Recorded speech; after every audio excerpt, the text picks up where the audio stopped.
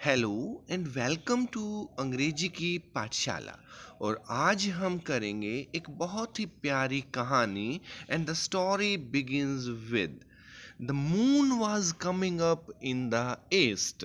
देखिए डायरेक्शंस किसमें बात की है, और आपको न्यूज़ का पता ही होगा। NEWS न्यूज़ में हमारी चारों डायरेक्शंस कंप्लीट हो जाती हैं, जैसे N से नॉर्थ, ई से ईस्ट, डब्ल्यू से वेस्ट और एस से south, north east west south. और जब लेसन की पहले ही लाइन में ईस्ट दिया है तो इसका मतलब इस चैप्टर में डायरेक्शंस बहुत इंपॉर्टेंट रोल पैदा करने वाली हैं। आइए देखते हैं क्या है कि मून चमक रहा है ईस्ट डायरेक्शन में, बिहाइंड मी, मेरे पीछे। इसका मतलब कि मी, एक तो ये हो गया कि या तो ये कहानी जो है वो खुद लेखक के द्वारा लिखी गई है, या इसमें स्वयं की बात की गई है, मीन्स फर्स्ट पर्सन नैरेटिव की बात की गई है। तो पीछे अगर चंद्रमा चमक रहा था, चंद्रमा अगर नॉर्थ डायरेक्शन में था, इसका मतलब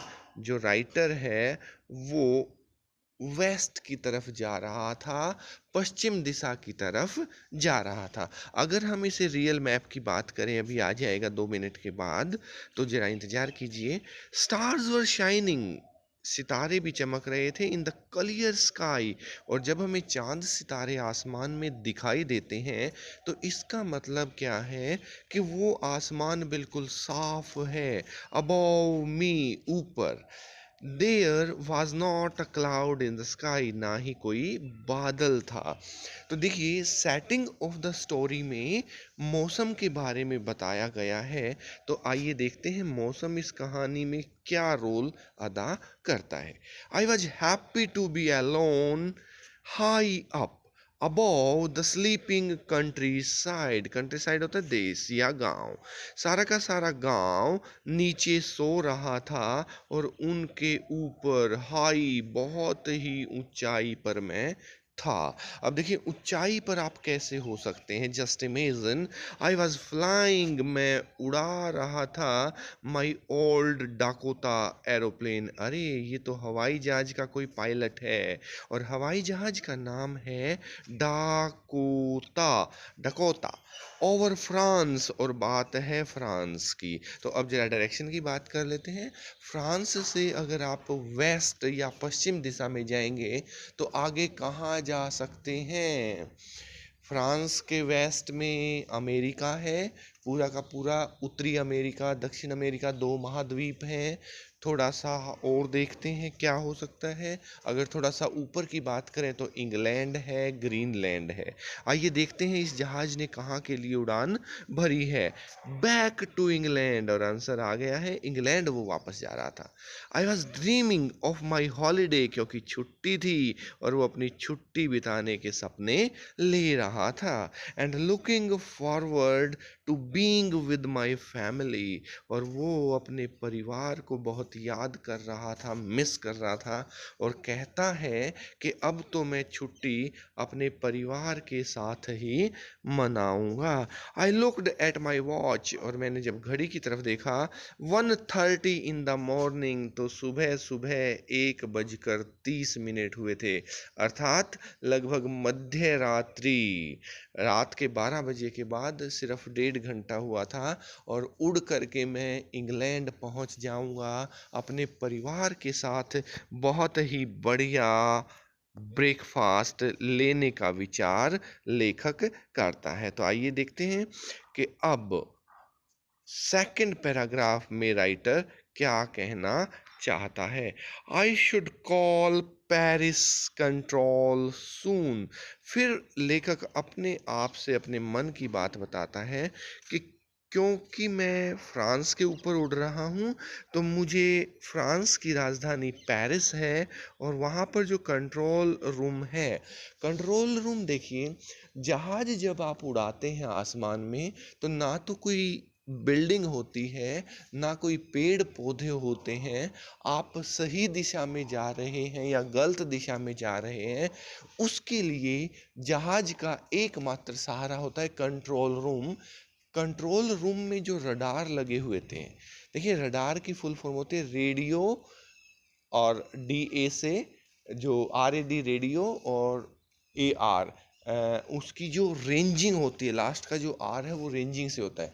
रेडियो की तरंगे जब जहाज से टकराकर वापस कंट्रोल रूम में आती हैं तो उससे पता लगता है कि जहाज किस दिशा में जा रहा है, कितनी गति से जा रहा है, और कितनी देर तक वो अपने निर्धारित लक्ष्य तक पहुंच जाता है। आगे देखते हैं। पेरिस कंट्रोल रूम में वो बात करना चाहता है, I thought as I looked down past the nose of the aeroplane. लेकिन जैसे ही मैंने हवाई जहाज की नाक या मुंह सामने, मैं डाउन नीचे की तरफ देखता हूँ, आई सा the lights of a big city in front of me. मेरे सामने बहुत बड़े शहर की लाइटें चमक रही थी। लाइटें कैसे, जैसे अगर आपने कभी पहाड़ों की तरफ गए हों तो वहाँ बहुत सारे घरों की छोटी छोटी लाइटें जो हैं वो जलती रहती हैं।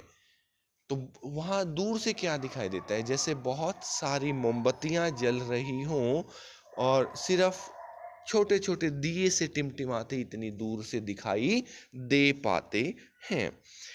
I switched on the radio, मैंने जैसे ही रेडियो ऑन किया, and said Paris control Dakota DS 088 here. वो अपना कोड बताता है। जैसे आपने अगर कभी देखा हो तो जासूस वगैरह जब बोलते हैं, या आर्मी की लैंग्वेज में भी, मीन्स रेडियो पे जब हम बात करते हैं तो यही कहा जाता है, हेलो 007 स्पीकिंग, हेलो 001 स्पीकिंग। 007 आपको ध्यान आ गया होगा, जेम्स बॉन्ड के लिए एक कोड होता है, जेम्स बॉन्ड 007। और ये जहाज था 088, डाकोटा DS 088। इस जहाज से वो उड़ना चाहता है। कैन यू हियर मी, क्या आप मेरी आवाज़ सुन रहे हैं? I am on my way to England over, मैं इंग्लैंड की तरफ जा रहा हूँ। आगे देखते हैं क्या कहना चाहते हैं writer. The voice from the radio answered, तभी आवाज़ आती है रेडियो से और मुझे जवाब मिल जाता है इमीडिएटली, तुरंत। क्योंकि देखिए हवाई जहाज़ जो है उसकी स्पीड बहुत ज़्यादा होती है, और अगर तुरंत आंसर नहीं मिलेगा तो ये भी नहीं पता कि कहाँ से कहाँ आप पहुँच जाते हैं। इसलिए मैंने कहा था कि हवाई जहाज़, उड़ते हुए जहाज़ों को एकमात्र सहारा जो है वो कंट्रोल रूम का होता है। जवाब आता है DS 088, I can hear you, हम आपको सुन सकते हैं। You ought to turn 12 degrees west now, अब आप दिशा हमने बना ली थी north south east west, 12 degree west की तरफ अपना जहाज घुमा लो, ताकि आप जो है सीधे अपने लक्ष्य इंग्लैंड की तरफ पहुंच सको। नाउ, अभी D 088 ओवर, और हमारी तरफ से अभी आपके लिए यही संदेश है। आई चेकड द मैप, मैंने मैप देखा, क्योंकि मैप भी होता है स्क्रीन पर लगा होता है। एंड द कंपास, कंपास होता है एक ऐसा इंस्ट्रूमेंट जो हमें डिग्री बताता है कि आप मैप में इस समय कहाँ पर हो। Switched over to my second and last fuel tank, और देखिए 2 फ्यूल टैंक होते हैं जहाज में, तो इसने सेकंड और वो लास्ट फ्यूल टैंक है। जहाज का पेट्रोल का एक टैंक जो है वो खाली हो चुका है, फ्यूल का एक टैंक खाली हो चुका है। इसलिए जो पायलट हैं, जो हमारे सवार हैं हवाई जहाज उड़ाने वाले, वो दूसरे टैंक को ऑन कर लेते हैं and turn the Dakota 12 degrees west towards England, और 12 डिग्री को वो वेस्ट की तरफ कर देते हैं, क्योंकि कंट्रोल रूम से ऐसा ही आदेश हमें प्राप्त हुआ था। I will be in time for breakfast, और वो कहता है अब तो मैं ब्रेकफास्ट तक इंग्लैंड पहुंच जाऊंगा। आई थॉट, ऐसा मैंने सोचा। A good big English breakfast, और इंग्लैंड वाले जो है ना ब्रेकफास्ट बहुत बिग करते हैं, बड़ा सा करते हैं। एक शानदार ब्रेकफास्ट जो है वो उनका इंतजार कर रहा था। Everything was going of well, और हर चीज बहुत शानदार तरीके से चल रही थी। It was an easy flight, और बड़े आराम से मैं जहाज को उड़ा रहा था। शुरू शुरू में देखिए जहाज में बैठने में भी डर लगता है, तो उड़ाने की तो बात ही दूसरी होती है। और वो कहता है कि अब तो मेरे लिए ये एक बड़ी ही आसान सी फ्लाइट हो गई थी, मैं आराम से हवाई जहाज उड़ा रहा था। Paris was about 150 kilometres behind me, और सिर्फ इन दो बातों में मैं 150 किलोमीटर से भी ज़्यादा सफ़र तय कर चुका था। क्योंकि जब वो बात करता है कंट्रोल रूम से, तो वो पेरिस से पीछे होता है, क्योंकि उसे उसके सामने लाइट दिखाई देती हैं अपनी नाक के नीचे। फिर पेरिस उसके नीचे आ जाता है, और फिर वो पेरिस से 150 किलोमीटर आगे आ चुका है। व्हेन आई सा द क्लाउड्स, अचानक मुझे बादल दिखाई देते हैं।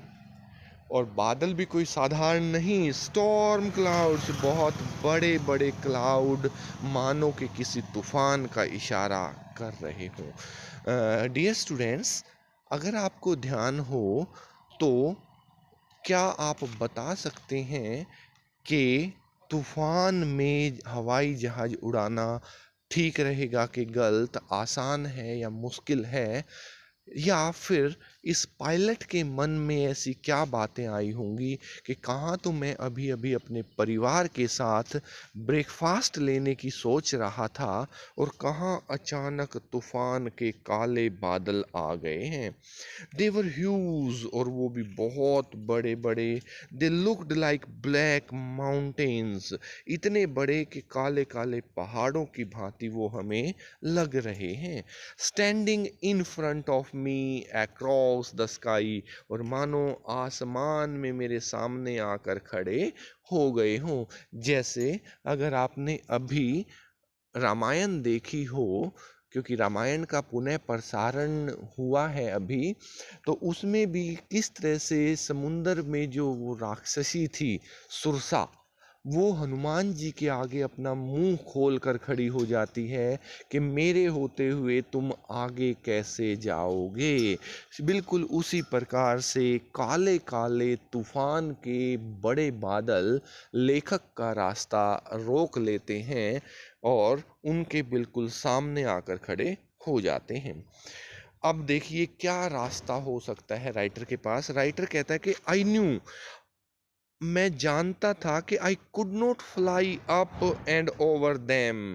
अरे ये बादल क्या चीज़ है, मैं चाहता तो हवाई जहाज़ की ऊंचाई बढ़ा लेता, सीधा आगे जाने के बजाय मैं हवाई जहाज़ को ऊपर ले जाता, और इन काले बादल काले माउंटेन्स के ऊपर से निकल जाता।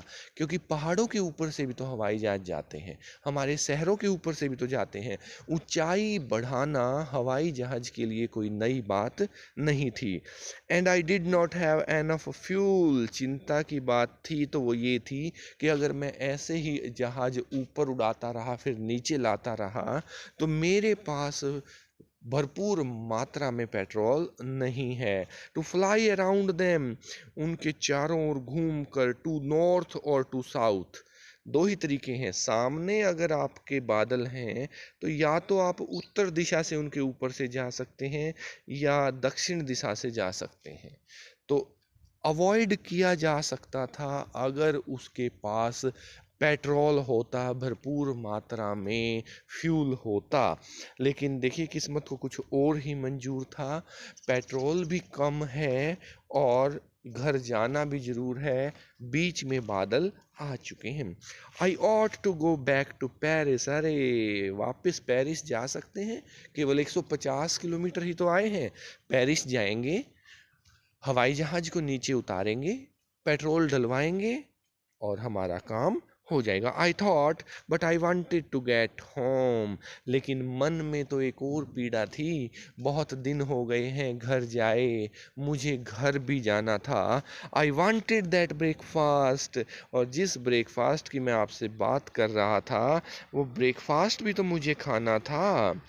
आई will take the risk.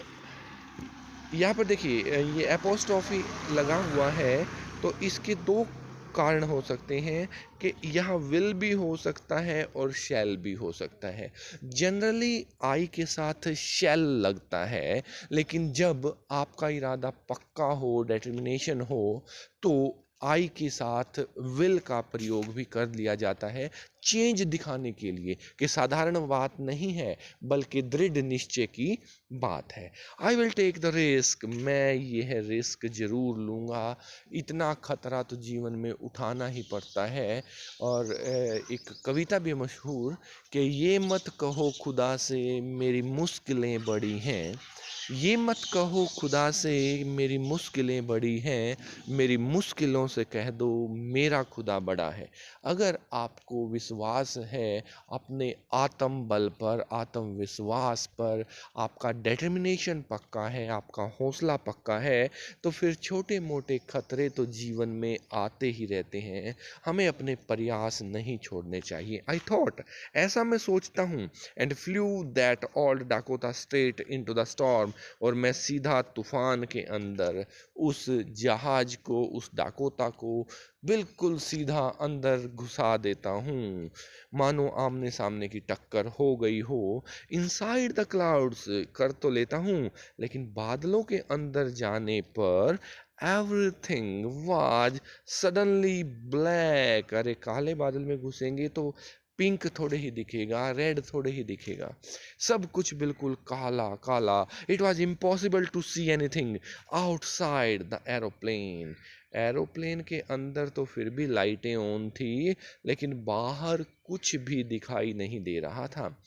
The old aeroplane jumped, और बादलों में आपने देखा होगा, विज्ञान में पढ़ा भी होगा कि जब बहुत सारे जलवाष्प इकट्ठा हो जाते हैं, कंडेंस हो जाते हैं, गाढ़े हो जाते हैं, तभी तो बादल बनते हैं। और इतने गाढ़े जहाँ डेंसिटी ज़्यादा होती है उसमें आप जहाज को घुसाओगे तो जहाज जो है वो जंप करने लगता है, ट्विस्टेड, थोड़ा सा हिल जाता है इन द एयर, एक जोर का झटका धीरे से लगता है। आई लुक्ड एट द कंपास, मैं अपने दिशा सूचक यंत्र, कंपास की हम बात कर चुके हैं कि जिस यंत्र से हमें दिशा का पता लगता है। देखिए, जब कंपास की खासियत क्या होती है कि हमारी पृथ्वी में भी चुंबकीय दो सिरे होते हैं, उत्तर दिशा और दक्षिण दिशा, और कंपास में भी उत्तर दिशा और दक्षिण दिशा होती है। तो पृथ्वी के चुंबक के अनुसार कंपास का चुंबक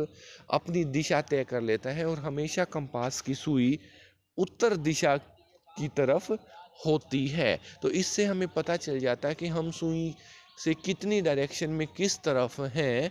तो इस प्रकार से यह बड़ी आसानी से पता चल जाता है। कुड नॉट बिलीव, और ये विश्वास करने लायक बात नहीं होती। जी हाँ, ये देखिए जी, आपके सामने बिल्कुल डाकोटा प्लेन है, और इस प्लेन में देखिए ये आपके सामने पायलट बैठा हुआ है। ये पायलट का केबिन, ये हवाई जहाज का केबिन आपको दिखाई दे रहा है। सामने ये ऊंचे ऊंचे बड़े बड़े बादल दिखाई दे रहे हैं। अचानक वो अपने राइट हैंड की तरफ, दाईं तरफ देखता है तो एक और जहाज उसे दिखाई देता है। अरे, इतने काले अंधेरे बादलों में ये दोनों जहाज आपस में टकरा तो नहीं जाएंगे? देखते हैं आगे कहानी में क्या होता है। हाँ, थोड़ा सा आगे चलते हैं। My eyes the compass was turning round and round and round. और ये देखिए, किसी ने कहा भी है कि मुसीबतें कभी नहीं आती, misfortunes never come alone, they come in battalions. William Shakespeare, English के बहुत बड़े कवि, प्ले राइट और राइटर हुए हैं, उन्होंने कहा है कि मुसीबतें कभी भी अकेले नहीं आती। देखिए, एक तो बड़े बड़े बादल, ऊपर से पानी की भी कमी है, आंखों में कुछ दिख नहीं रहा है, तभी अचानक कंपास यानी दिशा सूची यंत्र round and round and round चारों तरफ जोर जोर से घूमने लगता है। इट वॉज डेड, और ये मर चुका है। क्यों? क्योंकि क्लाउड्स में भी मैग्नेटिक फील्ड बहुत तेज होता है, चुंबकीय प्रभाव तेज होता है, चुंबक से ये यंत्र चलता है, मानो इसके जैसे बिजली के फ्यूज उड़ जाते हैं। ऐसे ही इस कंपास का सारा मैग्नेट काम करना छोड़ देता है। इट वुड नॉट वर्क, अब तो ये काम ही नहीं करेगा। The other instruments were suddenly dead also. अरे, सिर्फ कंपास ही नहीं, दूसरे सारे यंत्र भी अचानक से खराब हो जाते हैं। आई ट्राइड द रेडियो, अब केवल एक रेडियो बचा था। Paris control, can you hear me? There was no answer. होना भी कैसे था जब सारे इंस्ट्रूमेंट ही खराब हो गए हैं, तो रेडियो कैसे ठीक रहेगा? The radio was dead too. I had no radio, no compass, and I could not see where I was lost in the storm. इधर भी काले बादल, उधर भी काले बादल, चारों तरफ काले बादल, कोई इंस्ट्रूमेंट काम नहीं कर रहा है। जहाज की मशीन अचानक सारे काम करना छोड़ देती हैं, अब सिर्फ इंजन ऑन था। अगर इंजन भी खराब हो जाता तो मैं कभी भी नहीं आगे उड़ पाता। Then in the black clouds quite near me, मेरे बिल्कुल पास काले बादलों में, आई सा अनदर एरोप्लेन, मुझे एक और एरोप्लेन दिखाई देता है। It had no lights on its wings, और इस दूसरे एरोप्लेन में तो लाइट भी नहीं थी, मेरे पास कम से कम लाइट तो थी। सिर्फ काला काला एरोप्लेन मुझे दिखाई देता है, but I could see it flying next to me. Oh, चलो बचे, ये तो मेरे आगे उड़ रहा था। अगर ये भी मेरी तरफ उड़ रहा होता तो इस आसमान में टक्कर होने से कोई नहीं रोक सकता था। थ्रू द स्टॉर्म, इसी तूफान के बीच, I could see the pilot's face turned towards me, और जैसे मैं उसे देख रहा था उसका चेहरा भी मेरी तरफ मुड़ जाता है। I was very glad to see another person. इस तूफान में जैसे डूबते हुए आदमी को तिनके का ही सहारा बहुत होता है, इस आसमान में दूसरे आदमी को देखकर मैं बहुत ग्लैड होता हूँ, हैप्पी होता हूँ, खुश होता हूँ। ही lifted one hand and waived, वो अपना हाथ उठाता है और मुझे हेलो करता है, इशारा करता है। वेव होता है ऐसे ही पानी की वेव, हाथ हिलाना, कभी इधर कभी इधर वो हाथ हिलाता है। Follow me, he was saying follow me, और वो कहता है आ जाओ आ जाओ, हमने ऐसे बहुत तूफान पाले हैं। तुम वो खेलते होंगे तूफानों से, हमने तो तूफान पाले हैं। वो लोग तो जीकर मरते हैं, हम मरकर जीने वाले हैं। वो कहता है हौसला ना छोड़ो, मेरे साथ आ जाओ, follow me follow me. He knows that I am lost, उसके इशारे से पता लगता था कि उसे पता चल गया है कि मैं रास्ता भूल गया हूँ, भटक गया हूँ। आई थॉट, मैंने सोचा, he is trying to help me, और वो मेरी मदद करना चाह रहा है। He turned his aeroplane slowly to the north, और वो भी धीरे धीरे उत्तर दिशा में अपना जहाज मोड़ लेता है। अब देखिए, ही lifted one hand and waived, wave कर दिया है। Follow me, he was saying, ये भी कर दिया है। और उसने अब उत्तर दिशा में अपने जहाज को भी मोड़ दिया है। इन फ्रंट ऑफ माई डाकोता, मेरे डाकोता के सामने, so that I would be it would be easier for me to follow him, और वो बिल्कुल घुमा कर जहाज को मेरे जहाज के आगे लगा लेता है, और लाइन में हम दोनों चलने लगते हैं। I was very happy to go behind the strange aeroplane, इस अजीब जहाज के पीछे चल चल कर मैं भी बहुत खुशी हो रहा था। लाइक एन ओबीडियंट चाइल्ड, एक आज्ञाकारी बच्चे की तरह, और हो भी क्यों ना, मेरे पास और कोई रास्ता भी नहीं था। After half an hour the strange black aeroplane was still there in front of me in the clouds। लगभग आधा घंटा, हाफ एन आवर, यही कुछ चलता रहता है। वो आगे आगे, मैं पीछे पीछे, वो आगे आगे, मैं उनके पीछे। स्ट्रेंज स्ट्रेंज अजीब सा ब्लैक काला एरोप्लेन। और देखिए यही हमारे पाठ का नाम है, द ब्लैक एरोप्लेन। एक काला सा जहाज किस तरह से लेखक के लिए तारनहार बन के आता है, उसकी जान बचाने वाला सिद्ध होता है, was still there in front of me in the clouds। वो अभी भी बादलों में मेरे सामने था।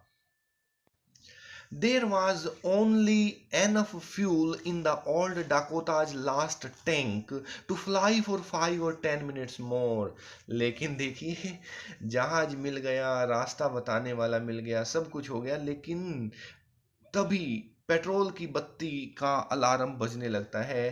केवल 5 या 10 मिनट का ही टैंक में फ्यूल बचा था टू फ्लाई, उड़ने के लिए। अब 5 से 10 मिनट के बीच में या तो मैं इंग्लैंड पहुंच जाऊंगा, लंदन पहुंच जाऊंगा एयरपोर्ट पर, या भगवान के पास पहुंच जाऊंगा, क्योंकि इससे ज़्यादा तो मेरा जहाज उड़ नहीं पाएगा। I was starting to feel frightened again. जो डर पीछे छूट गया था, जिस डर के आगे मुझे जीत नजर आ रही थी, अचानक वो डर फिर से आकर मुझे घेर लेता है। But then he started to go down and I followed through the storm. लेकिन तभी चमत्कार होता है, वो जहाज स्टार्टेड शुरू कर देता है टू गो डाउन, नीचे जाना शुरू कर देता है, और मैं भी उसके साथ नीचे जाना शुरू कर देता हूँ। नीचे जाने का मतलब है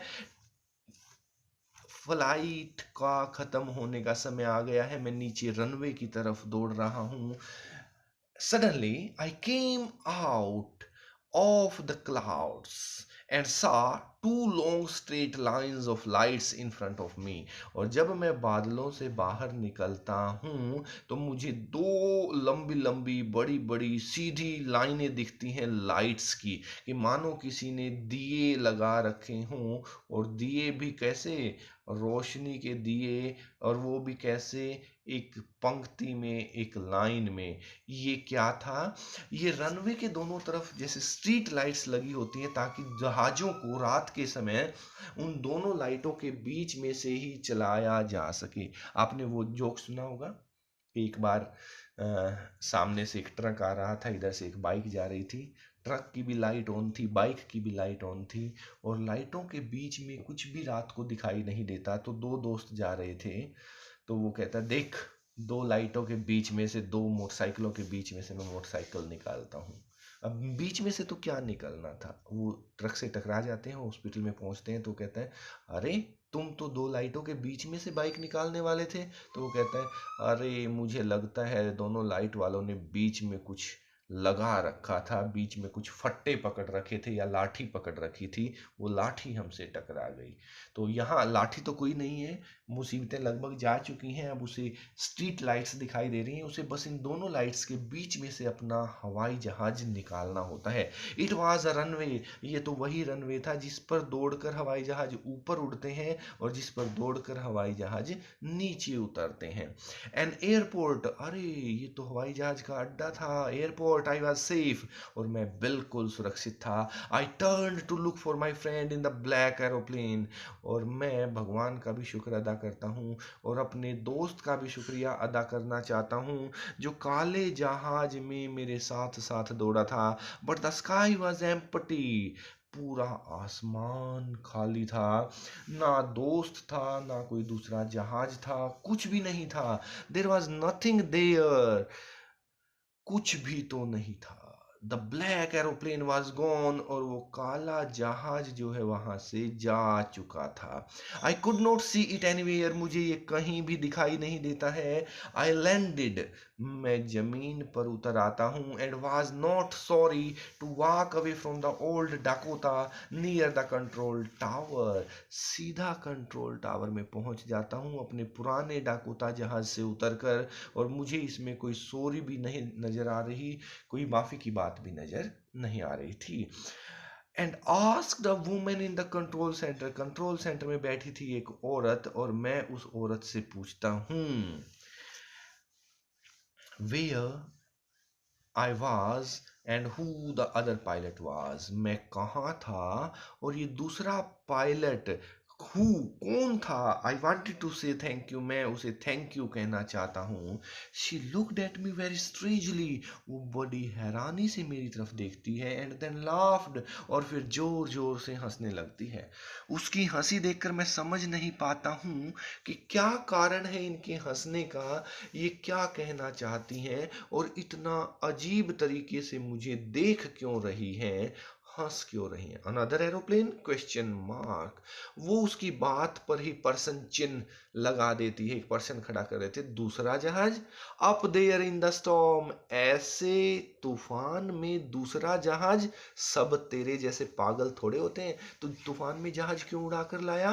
no other aeroplanes were flying tonight, आज रात तो पूरे इंग्लैंड में कोई भी जहाज नहीं उड़ रहा है भले आदमी।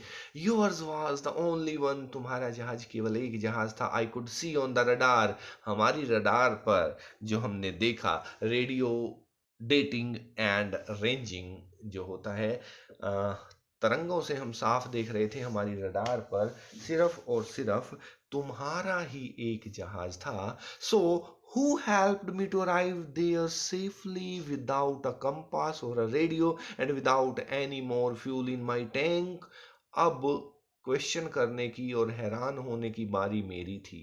कौन था जिसने मेरी मदद की, वो भी बिना किसी कंपास के, दिशा सूचक यंत्र मेरा खराब हो चुका था, बिना रेडियो के कोई सिग्नल तूफान में नहीं आ रहा था। आपने देखा होगा कि जब हम रेडियो या टीवी पर गाने सुनते हैं तो तूफान या बारिश में वो गाने भी नहीं पहुंच पाते, तो सिग्नल कहाँ से जहाज के पास पहुंचेंगे। और तो और मेरे पास तो ज़्यादा फ्यूल भी नहीं था। अगर मैं बाय चांस इस हवाई अड्डे से उड़कर आगे निकल जाता तो मेरे पास तो दोबारा जाने या चलने के लिए भी तेल नहीं था, फ्यूल नहीं था। Who was the pilot on that strange black aeroplane, इस काले जहाज का पायलट कौन था। फ्लाइंग इन द स्टॉर्म, जो तूफान में उड़ रहा था, विदाउट लाइट्स, और उसके पास तो लाइट भी नहीं थी। वो एक बार कहते हैं ना कि एक बार एक आदमी का एक हाथ कटा हुआ था, बहुत जिंदगी से दुखी नाराज होकर वो मरने जा रहा होता है। अचानक तभी उसे एक आदमी नाचता हुआ दिखाई दे रहा था। उस आदमी के तो दोनों हाथ ही नहीं थे। वो हैरान होता है और कहता है, अरे मैं तो सिर्फ एक हाथ न होने के कारण दुखी होकर मरने जा रहा था और तुम दोनों हाथ ना होने के बाद भी नाच रहे हो। तो दूसरा आदमी जवाब देता है, अरे कौन कमबख्त नाच रहा है, मुझे तो खुजली हो रही है और मैं खुजा भी नहीं सकता, तो अपने एक हाथ से जरा मेरी पीठ पर खुजली कर दे। वैसा ही कुछ इसके साथ होता है। एक अकेला पायलट तूफान में अपना जहाज उड़ाकर जा रहा है और दूसरा पायलट कहाँ से आएगा, कहाँ से आएगा। काला पायलट, ये सब वो सोचता रहता है, लेकिन सोचते रहो हमारा पाठ खत्म हो जाता है, क्योंकि ना तो वहाँ कोई दूसरा जहाज था, ना कोई दूसरा पायलट था। जहाज उसे बादलों में ही मात्र उसके मन की कल्पना थी। चलो कल्पना चलती भी रहे, वो 12 डिग्री जो है अपना जहाज घुमा चुका था वेस्ट की तरफ, और सीधा उसे इंग्लैंड ही जाना था। अगर आप हैंडल नहीं मोड़ोगे तो और कहाँ जाओगे। लेकिन तूफान में जहाज हिला भी तो था, हिलकर वो बाएं तरफ या दाईं तरफ भी जा सकता था, इंग्लैंड की जगह समुंदर में भी जा सकता था। और जब वो अंदाजा से नीचे जहाज उतारता है, बादलों में से बाहर निकलता है, वो टाइम कैसे सही सेट बैठा। These are called intuitions. कई बार हमारा मन अचानक हमें कोई निर्णय लेने के लिए कह देता है। अब वो निर्णय ठीक होता है या गलत होता है, राम जाने। ऐसा ही कुछ इस पाठ में भी होता है। तो आइए देखते हैं। Thinking about the text, I will take the risk, ये कौन कहता है। जी हाँ, पायलट कहता है। What is the risk, risk क्या था। तूफान में से जहाज को निकाल लेना। हम लाए हैं तूफान से कश्ती निकाल के, ये साहब तो हवाई जहाज ही निकाल लाते हैं। Describe the narrator's experience as he flew through the storm, जब वो स्टॉर्म में से उड़ता है तो उसके साथ क्या क्या होता है। ना कुछ दिखाई देता है, रेडियो बंद, रडार बंद, ना कुछ सुनाई देता है, और तो और दिशा सूचक यंत्र भी खराब, पता नहीं क्या क्या दिखाई देता है, क्या क्या उसे सुनाई देता है। बहुत ही खराब एक्सपीरियंस था जो अंत में एक बहुत ही मजेदार अनुभव में बदल गया। Why does the narrator say I landed and was not sorry to walk away from the old Dakota, और वो सीधा अपने जहाज को लैंड पर, जमीन पर उतार कर कंट्रोल रूम की तरफ जाता है। कोई सॉरी फील नहीं करता। सॉरी क्यों फील करेगा? He was going there to thank you the another pilot, दूसरे पायलट को थैंक्स करने और उसके बारे में जानकारी लेने के लिए जा रहा था। What made the woman in the control centre look, वो क्यों उसे ऐसे स्ट्रेंजली देखती है और हैरान होती है? होना ही था, क्योंकि वहां तो कोई दूसरा जहाज था ही नहीं। Who do you think have the narrator? अब ये बताइए, नरेटर को हेल्प किसने किया होगा? अरे वहां तो कोई नहीं था हेल्प करने वाला, किसी ने हेल्प नहीं किया। ये उसका लक अच्छा था, ये उसका इंट्यूशन अच्छा था, ये उसकी कैलकुलेशन अच्छी थी कि वो सही समय पर अपना जहाज नीचे उतार लाता है। तो this was all about the second story of flying. और जो हम कर रहे थे, टू स्टोरीज अबाउट फ्लाइंग, हमारी 10th का सीबीएसई का तीसरा पार्ट था। पहली कहानी हमने पढ़ी हिज फर्स्ट फ्लाइट, जब एक यंग सीगुल, एक चिड़िया जैसे पक्षी का बच्चा, ना केवल उड़ना सीखता है बल्कि बाद में समुंदर की लहरों में जाकर मछली पकड़ना भी सीख जाता है। और आज हमने पढ़ी second story, the black aeroplane, written by Frederick Forsyth. Frederick Forsyth, F F, और फ्लाइंग एरोप्लेन भी एफ। तो एफ से आप याद रख सकते हैं कि हिज फर्स्ट फ्लाइट में भी एफ एफ है, और फ्लाइंग एरोप्लेन में भी एफ है, और राइटर भी फ्रेडरिक फॉर्सिथ है। और तो और पहले चैप्टर का राइटर भी फ्लैहर्टी एफ से ही है, जिसके लिए हमने जो कोड बनाया था वो था लोफर, LO, लियम ओ, फर, फ्लैहर्टी। तो ये दोनों राइटर और दोनों स्टोरीज वास्तव में बहुत आनंद देने वाली हैं। आपको कहानी कैसी लिखी लगी आप कमेंट में लिख कर भेज सकते हैं। और जो साथी, जो विद्यार्थी अभी तक इस पाठ को वर्ड टू वर्ड एक्सप्लेन सुन रहे हैं, आप इस पाठ में एक नंबर का भी गलत नहीं कर सकते। कॉम्प्रिहेंशन पैसेज आ सकता है इसमें से 5 नंबर का, 2 नंबर के क्वेश्चन इसमें से आएंगे, और तो और ऐसे टाइप क्वेश्चन भी इसमें आ सकता है। लगभग 10 नंबर तक आप इस लेसन से कवर कर सकते हैं। और अगर आपको वीडियो पसंद आई हो तो इसके नीचे लाइक का बटन दबा दीजिए। मैं डॉक्टर जितेंद्र आपके लिए लेकर आया था सेकंड स्टोरी अबाउट फ्लाइंग। जरूर कमेंट लिखकर बताएं कैसी लगी, और चैनल को भी आप सब्सक्राइब कर सकते हैं। इससे हमारी लेटेस्ट वीडियो आपके पास मैसेज के साथ पहुंच जाएंगी। Thank you very much.